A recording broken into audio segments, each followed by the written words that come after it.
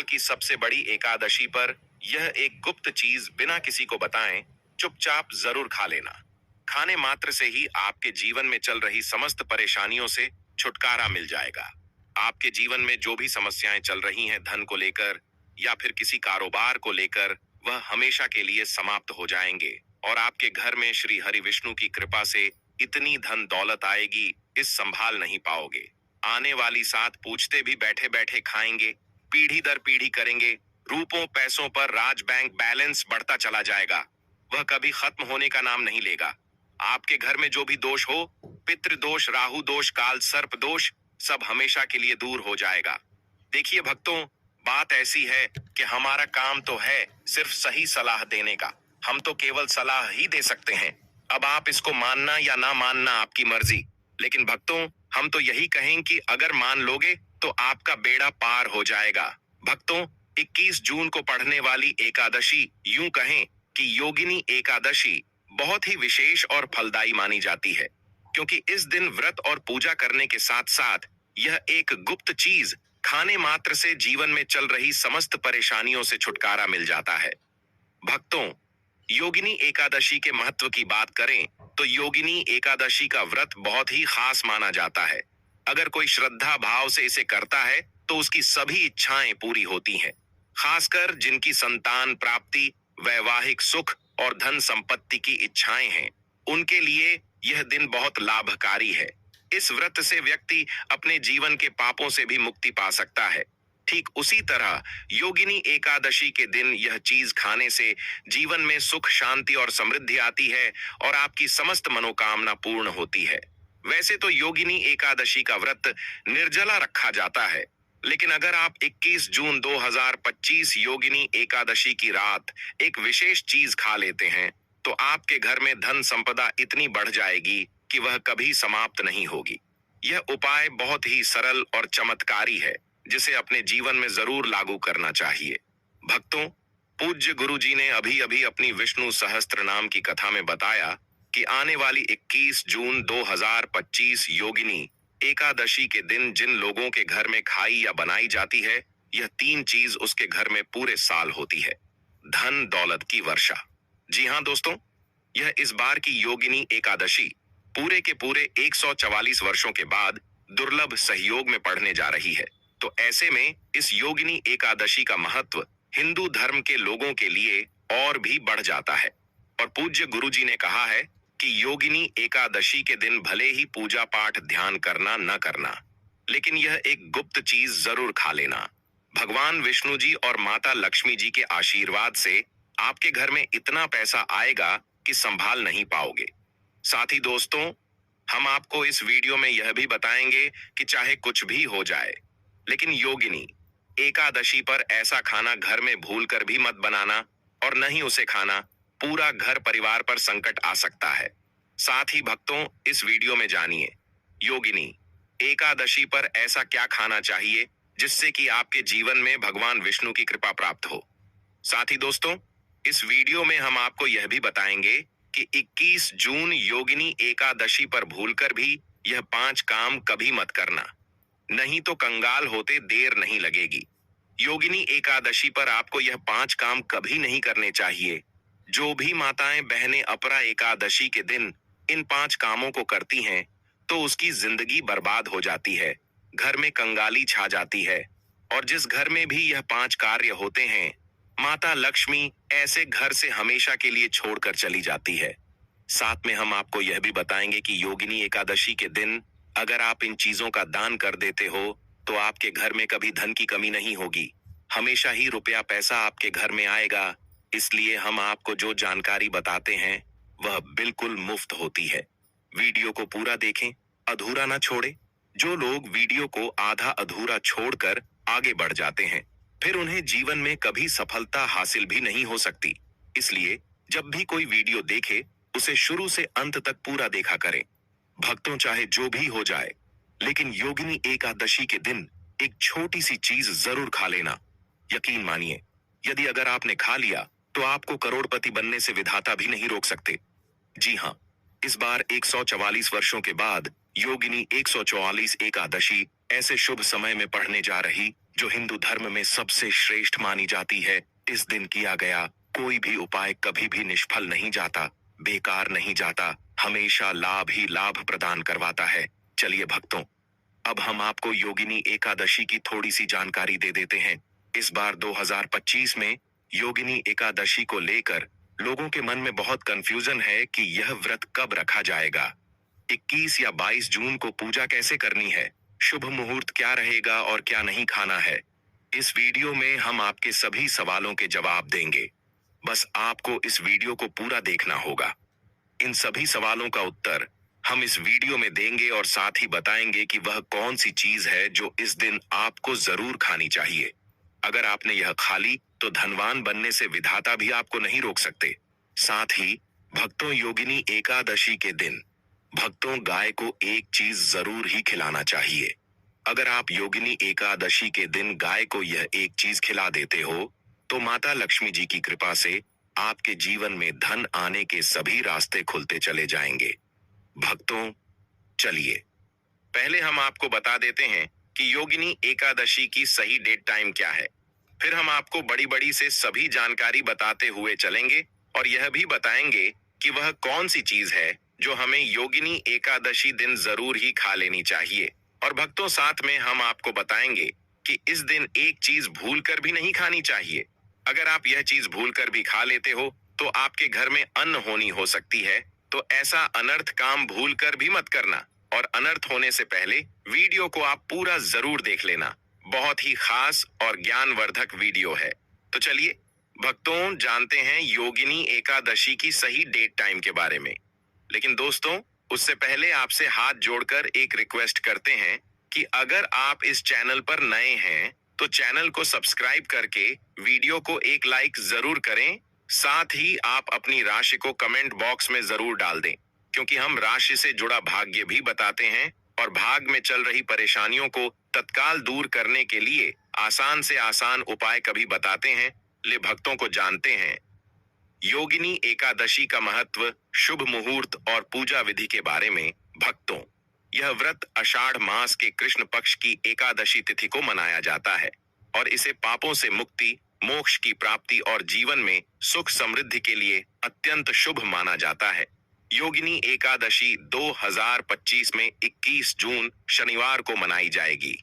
यह व्रत विशेष रूप से भगवान विष्णु की पूजा और शापों के निवारण के लिए किया जाता है। व्रत तिथि और पारण व्रत तिथि: 21 जून शनिवार पारण तिथि, 22 जून 2025 रविवार प्रातःकाल पारण का समय सूर्योदय के बाद होता है, जो स्थान विशेष के अनुसार भिन्न हो सकता है। आपके स्थान शिवपुरी, मध्य प्रदेश के लिए सूर्योदय का समय लगभग 5:30 के आसपास होगा। इसलिए पारण का समय 5:30 से 6:30 के बीच उपयुक्त रहेगा। शुभ मुहूर्त और अभिजीत मुहूर्त: शुभ मुहूर्त: व्रत के दिन विशेष पूजा के लिए शुभ समय सूर्योदय से पूर्व का समय होता है, जो लगभग 5 बजे से 5:30 के बीच होता है। अभिजीत मुहूर्त: अभिजीत मुहूर्त दिन के मध्य का समय होता है, जो लगभग 12 बजे से 12:45 के बीच होता है। यह समय विशेष पूजा और हवन के लिए उपयुक्त माना जाता है। पूजा विधि: 1. प्रातःकाल उबटन और स्नान करके स्वच्छ वस्त्र पहने। 2. मंदिर में पूजा: घर के मंदिर में दीपक लगाकर भगवान विष्णु की पूजा करें। तो व्रत कथा: योगिनी एकादशी की व्रत कथा का श्रवण या पाठ करें। 4 मंत्र जाप: एयूएम नमो भगवते वासुदेवाय मंत्र का जाप करें। 5 फलाहार: व्रत के दौरान केवल फलाहार करें और पूरी तरह से संयमित रहें। व्रत के लाभ: शापों का नाश होता है, पापों का नाश होता है और पुण्य की प्राप्ति होती है। भगवान विष्णु की कृपा से जीवन में सुख शांति आती है, मोक्ष की प्राप्ति होती है। दोस्तों, शास्त्रों के अनुसार योगिनी एकादशी को सभी एकादशी तिथियां में सर्वश्रेष्ठ कहा जाता है, क्योंकि इस दिन भगवान श्री हरि विष्णु और माता लक्ष्मी जी की पूजा करने से व्यक्ति को सभी भौतिक सुख सुविधाओं की प्राप्ति होती है एवं सभी प्रकार के रोग, अष्ट दुख, दरिद्रता से सदा के लिए मुक्ति मिलती है। साथ ही योगिनी एकादशी के इस अति पावन दिन में कुछ विशेष उपाय करके व्यक्ति अपने जन्म जन्मांतर में किए गए सभी पाप कर्मों से भी छुटकारा पा सकते हैं। दोस्तों, आगे बढ़ने से पहले आपसे रिक्वेस्ट करते हैं कि वीडियो को लाइक जरूर करेगा और कोई नारायण अवश्य लिखना, जिससे कि माता लक्ष्मी की कृपा सदैव आप और आपके परिवार पर बनी रहे। तो दोस्तों, अब जानते हैं योगिनी एकादशी पर ऐसे जो आपको जरूर आपकी जीवन में सभी चीज आपके मन मुताबिक हो, आपके अनुकूल हो, पुत्र की प्राप्ति हो, संतान का मंगल हो, संतान के जीवन में कभी कोई परेशानी ना आए। इसलिए हर एक माता पिता को इसे एक विशेष चीज का सेवन योगिनी एकादशी के दिन जरूर कर लेना चाहिए। साथ ही कुछ ऐसी चीज भी हैं जो आपके घर में योगिनी एकादशी पर भूल कर भी नहीं बननी चाहिए। उनके बारे में दोस्तों की योगिनी एकादशी की पूजा और प्रसाद में आप अंगूर अवश्य लेकर आए, क्योंकि अंगूर माता लक्ष्मी जी को बेहद प्रिय है और भगवान श्री हरि विष्णु जी को 5 प्रकार के फल, जिसमें केला, अंगूर, आम, पपीता, नारियल शामिल है, अर्पित करने चाहिए। आप अपने माँ के अनुसार फल लाएं, लेकिन अंगूर, केला, पपीता अवश्य होना चाहिए। पर यदि किसी कारणवश आप इनमें से कोई भी फल अर्पित न कर पाए तो मिश्री या किशमिश का भी भोग भगवान को लगा सकते हैं, क्योंकि जगत के पालनहार भगवान श्री लक्ष्मी नारायण आपके सच्चे भाव, प्रेम एवं भक्ति को देखते हैं। आप कोई भी 5 रंग के फल ले सकते हैं, परंतु बात का आप विशेष तौर पर ध्यान रखें कि भगवान श्री हरि विष्णु जी को और माता लक्ष्मी को नाशपाती हमें कभी भी नहीं चढ़ाने चाहिए। इससे धन का नाश होता है, क्योंकि इस फल के नाम से ही अर्थ निकलता है नाश करने वाला फल। नाशपाती शास्त्रों के अनुसार जो व्यक्ति किसी भी शुभ दिन, खास करके योगिनी एकादशी पर अंगूर खा लेता है, उसके जीवन में कभी धन की कमी नहीं होती। योगिनी एकादशी के दिन अंगूर में साक्षात माता लक्ष्मी का आशीर्वाद विद्यमान होता है। माता लक्ष्मी का आशीर्वाद होता है, इसलिए दोस्तों आप अंगूर अवश्य खा लें। साथ ही साथ श्री हरि विष्णु, तो आपके जीवन में कभी भी धन की कमी हो ही नहीं सकती। योगिनी एकादशी के दिन माता लक्ष्मी को 5 रंग की मिठाइयां अवश्य अर्पित करें। साथ ही इस दिन माता लक्ष्मी को मखाने जरूर चढ़ाने चाहिए। जिस तरह मां लक्ष्मी की उत्पत्ति समुद्र से हुई थी, उसी तरह मखाने की उत्पत्ति भी जल से हुई थी। मखाने भी कमाल के पौधे से मिलते हैं। धर्मशास्त्रों के अनुसार कमल के फूल और मखाने को बहुत ही शुभ माना जाता है। आप तौर पर मखाने की खीर बनाकर श्री लक्ष्मी नारायण को अर्पित करने से घर में धन धान्य के भंडार भरे रहते हैं। योगिनी एकादशी की पूजा में भगवान गणेश को जो भी व्यक्ति दूर्वा घास अर्पित करता है, तो उसे कोई भी गरीब नहीं बन सकता। ऐसा व्यक्ति स्वयं ही धनी हो जाता है। इस दिन प्रसाद के रूप में दूर्वा घास अवश्य लाना चाहिए और पूरे परिवार को खिलाएं। भगवान गणेश की कृपा हमेशा आपके परिवार पर बनी रहेगी। जो व्यक्ति अपरा एकादशी के दिन माता लक्ष्मी को खीर अर्पित करता है, तो उसकी कुंडली के सभी ग्रह नक्षत्र उसके अनुकूल हो जाते हैं। उसे धनी होने से कोई भी नहीं रोक सकता। माता रानी को अर्पित करके प्रसाद स्वरूप में पूरे परिवार को यह जरूर खिलाएं। इससे बंद किस्मत के ताले भी खुल जाते हैं। धन संपन्नता, ऐश्वर्य उसके जीवन में हमेशा वास करते हैं। आपके आशीर्वाद देती है। माता बड़ी प्रसन्न हो जाती है। भक्तों, शास्त्रों में बताया जाता है कि योगिनी एकादशी के दिन में सीताफल जरूर खाना चाहिए। सीताफल खाने से 10 ऐसी बीमारियां हैं जो खत्म हो जाती हैं। माना जाता है योगिनी एकादशी के दिनों में सीताफल का घर में प्रवेश होना बाद ही शुभ माना गया है, क्योंकि इसमें माता पिता का आशीर्वाद मिला हुआ होता है। माना जाता है भगवान राम के वनवास के दौरान माता सीता ने यही फल खाया था। योगिनी एकादशी के दौरान उसे दुखों का सामना नहीं करना पड़ता। सीताफल आपको जरूर खाना चाहिए। माता पिता प्रसन्न होती है और आशीर्वाद देती है। लेकिन याद रहे, जब योगिनी एकादशी के दिन सोमवार पड़ जाए तो बैंगन की सब्जी मत खाना, पाप लगेगा। बंद जूस नहीं पीना चाहिए, तो याद रखें उसमें नमक ना डालें, नहीं तो व्रत टूट जाएगा। साथ ही साथ जूस में बर्फ भी नहीं डालनी चाहिए। फलों का सदा जूस पीने से व्रत सफल होता है। अपरा एकादशी पर वह ऐसी कौन सी चीज है जो घर में कभी नहीं बननी चाहिए, नहीं तो पूरा घर बर्बाद हो जाएगा। किसी भी व्यक्ति को ऐसा खाना नहीं खाना चाहिए। ऐसा खाना घर में बनने पर माता लक्ष्मी घर का त्याग कर देती है। भगवान श्री हरि विष्णु क्रोधित हो जाते हैं। अनुसार योगिनी एकादशी पर क्या नहीं खाना चाहिए दोस्तों? लहसुन प्याज का खाना कभी भी हमें योगिनी एकादशी के दिन नहीं खाना चाहिए, क्योंकि इस दिन भगवान श्री हरि विष्णु और माता लक्ष्मी की पूजा का विधान है। और इस बार की योगिनी एकादशी के दिन कुल 52 तरीके के शुभ मांगलिक योग बन रहे हैं। इसलिए दोस्तों, प्याज का खाना खाता है उसके घर में हमेशा राहु केतु का वास हो जाता है। भगवान शनि भी नाराज हो जाते हैं, और अगर घर में राहु केतु का वास हो जाएगा तो वहां पर माता लक्ष्मी और भगवान श्री हरि विष्णु की कृपा कभी नहीं बरसेगी। साथ ही साथ योगिनी एकादशी के दिन आपको चावल भी नहीं खाना चाहिए। तो आप साबूदाने की खीर अथवा मखाने की खीर भगवान को अर्पित करें, और यह बात आपको हमेशा ध्यान में रखनी चाहिए। आप बाकी दिनों में चावल या लहसुन प्याज खा सकते हैं। योगिनी एकादशी पर लहसुन प्याज का खाना कोई भी मत खाना। छोटे छोटे बच्चे या गलतियां अक्सर कर देते हैं। अक्सर बाजार से डिब्बा बंद खाना खा लेते हैं या कुरकुरे आदि खा लेते हैं जिनमें लहसुन प्याज होता है। इसीलिए कम से कम योगिनी एकादशी के दिन दिन चीजों से दूर रहे। क्योंकि दोस्तों, अगर आप ही सोचिए, आप खास तौर पर योगिनी एकादशी पर राहु केतु को अपने घर में बुलाएंगे या फिर श्री हरि विष्णु और माता लक्ष्मी को। इसलिए अपने घर को बर्बाद जमबूझ करना करें कि भगवान श्री हरि विष्णु जी की कृपा प्राप्त करने के लिए, उनका विशेष आशीर्वाद प्राप्त करने के लिए पीली चीज घर में इस दिन अवश्य बनानी चाहिए। जैसे कड़ी पकोड़ा, पीला हवा अवश्य बनानी चाहिए, क्योंकि इस दिन पीला रंग स्वर्ण माना गया है तथा सोने चांदी के समान माना गया है, जिसे हम पीतांबरी कहते हैं। इसलिए आप खुद भी इस दिन पीले वस्त्र धारण करें। इससे आपको भगवान श्री हरि विष्णु जी का विशेष आशीर्वाद प्राप्त होगा। योगिनी एकादशी तिथि को हमें किसी से भी कर्ज नहीं लेना चाहिए। यदि हम अपरा एकादशी के दिन ही किसी से कर्ज ले लेते हैं तो पूरे साल भर हमें कर्ज के बोझ चले रहना होगा। इसलिए योगिनी एकादशी का त्योहार आप कर्ज मुक्त होकर ही बनाएं। साथ ही शास्त्रों में यह उल्लेख है कि माता लक्ष्मी उसी के घर में वास करती है जो सच्चे हृदय से माता रानी को बुलाता है। माता लक्ष्मी मंत्र एक मिश्री के टुकड़े से भी प्रसन्न हो जाती है। बस आपके मन में सच्ची श्रद्धा होनी चाहिए। भगवान भी कहते हैं कि कर्ज लेकर धार्मिक तीर्थ यात्रा, धार्मिक पूजा अनुष्ठान नहीं मानना चाहिए।